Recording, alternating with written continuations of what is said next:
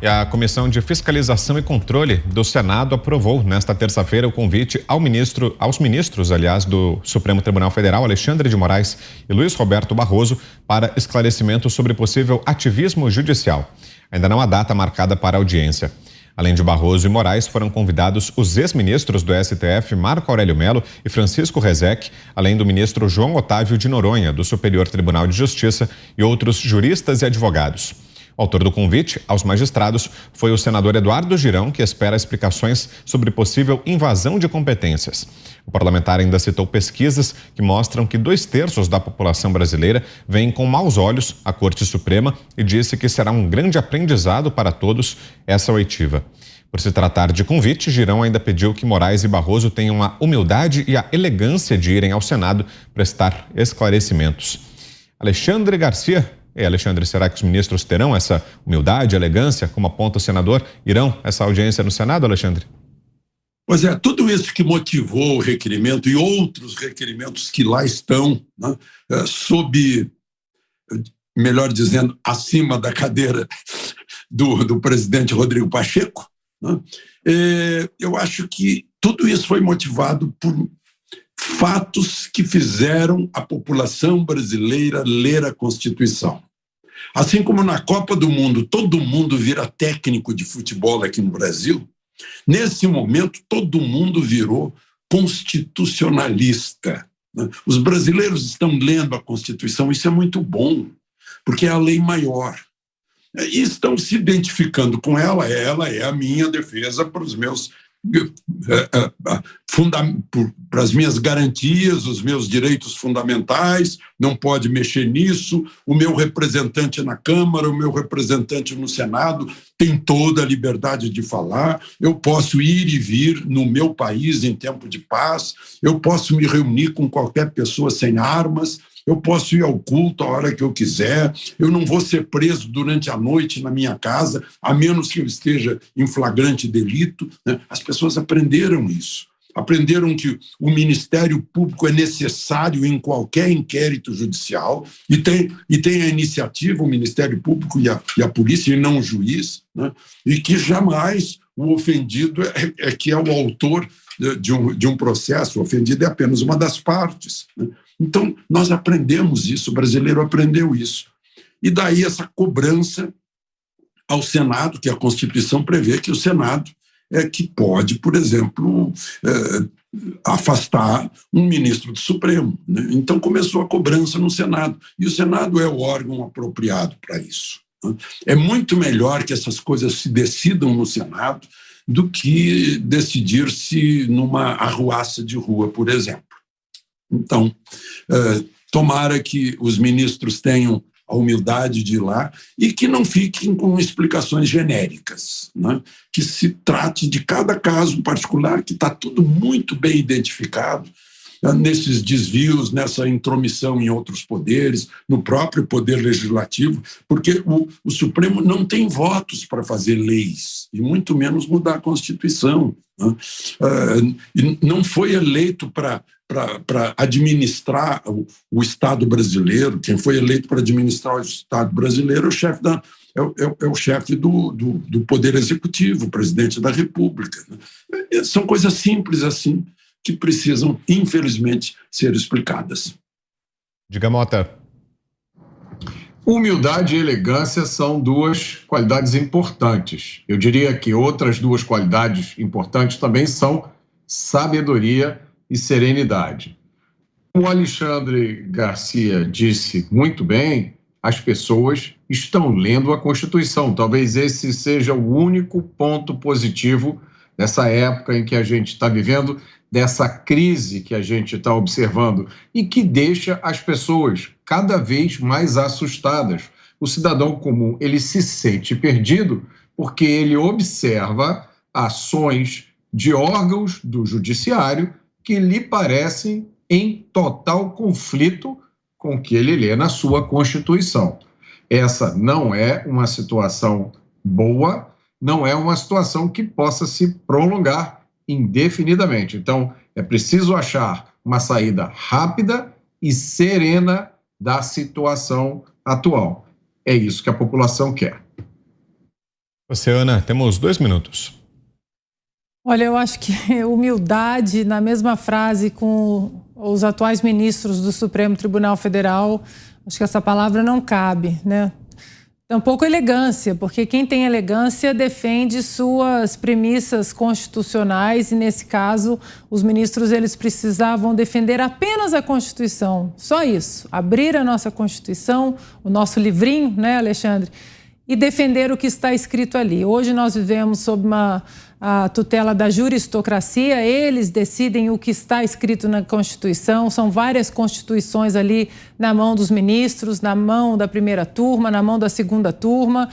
Eu arrisco dizer que eles não vão aparecer. Eu acho que nós temos visto uma covardia latente por parte desses ministros, principalmente o ministro Barroso e o Alexandre de Moraes. Eles continuam aí se escondendo atrás de togas e carros blindados e são encontros aí e palestras desmarcadas porque eles têm medo de encarar o povo. Eles não têm voto, nunca tiveram voto e tentam administrar o Brasil como se tivessem tido algum voto.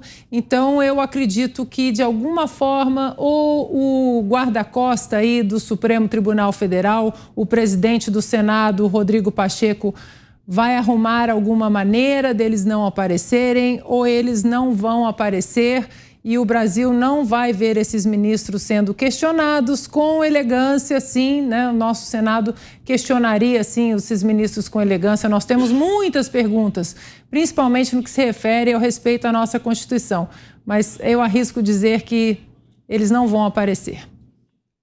Zé. Eu esqueci na primeira fala, né? Queria saudar aqui Alexandre Garcia, com quem já convivi aqui há muito tempo, cobrimos muitos planos econômicos e muitas situações diferentes aqui em Brasília. Olha, os ministros do Supremo Tribunal Federal, eles entraram numa espécie ali de ilha, né? E se consideram, junto com partidos de oposição no Congresso Nacional, como os salvadores da pátria e da ética. Ao ponto de hoje, o ministro Gilmar Mendes, né, elogiado e homenageado pelo plenário, dizer que o Supremo Tribunal Federal está enfrentando a falta de realidade, né? A fala dele diz que quem não gosta de decisões do Supremo acaba indo contra o Supremo Tribunal Federal. Mas eu entendo que o Congresso Nacional e o Supremo, eles acabaram adotando uma convivência que é boa para os dois lados.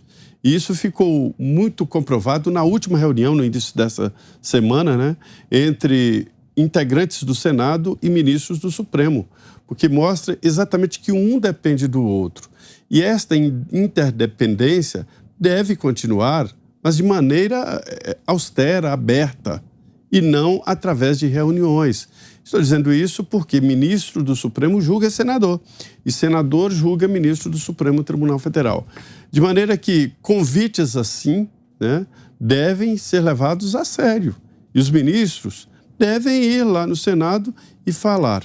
Eu acho que a sessão deve acontecer, vai acontecer, porque o ministro Marco Aurélio diz que aceita e vai a esta reunião, assim como o ex-ministro, ex-presidente do Supremo, Francisco Rezec. Portanto, é um convite, não é uma convocação, mas há uma obrigação moral de ir lá no Senado e explicar as últimas decisões do Supremo que estão provocando, pelo menos, polêmicas, né? Você, Fiuza, em 2 minutos, o que acha dessa possibilidade da ida dos ministros ao Senado? Eu queria perguntar ao Alexandre Garcia como fica o senador Rodrigo Pacheco nessa situação, presidente do Senado. Porque o senador Rodrigo Pacheco, até aqui, manobrou para embargar convites similares, né, proposições de convites similares feitas anteriormente.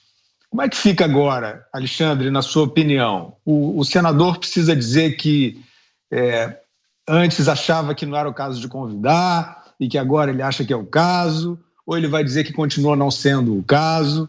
E esse seria o primeiro ponto da pergunta. E o segundo seria o seguinte: se esses ministros do Supremo forem ao Senado, Os senadores, haverá senadores, parabéns ao senador Girão pela proposição, mas haverá senadores dispostos a fazer as perguntas, como o doutor Ives Gandra já assinalou. Alexandre de Moraes colocou a Lei de Segurança Nacional acima da Constituição. Você acha, Alexandre, que vai ter, se eles forem lá, vai ter esse ambiente de fato de aferição ali dos métodos, dos critérios dos ministros do Supremo? Os senadores, Fiuza, são os representantes dos estados, né?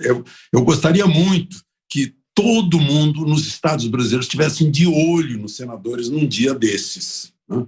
Num dia em que ministros do Supremo forem lá convidados a responder perguntas dos senadores, para que cada senador, né, metesse a sua cara, fizesse a sua pergunta, né, na frente da TV Senado, né, para as pessoas avaliarem o grau de, eu diria até, de audácia, né, de senadores, porque é o que todo mundo diz, não é a voz pequena, é a voz aberta desse país, é que senador que está dependendo do Senado, que está dependendo de decisão judicial, não vai, de forma alguma, hostilizar nenhum juiz, nenhum ministro do Supremo, né? Agora, por outro lado, lembrando o ceticismo da Ana, né, eu gostaria de parafrasear um trecho de um voto de Alexandre de Moraes, né, dizendo que, se não quiserem aceitar o convite, por que aceitaram um cargo na vida pública? Porque são pessoas públicas, têm que se submeter a essa exposição entre os representantes dos estados brasileiros. Mas a gente fica esperando que aconteça e eu estou torcendo pelo senador Girão, que vem brigando por isso há muito tempo. E ele tem sido um dos poucos. Senador Lazer Martins também e tal. Mas são poucos, os outros ficam olhando assim com aquele mesmo olhar de Rodrigo Pacheco. Puxa, será que a ação que eu represento como advogado vai ser prejudicada por causa disso? É uma mistura que não é republicana, para usar um termo que costumam usar muito.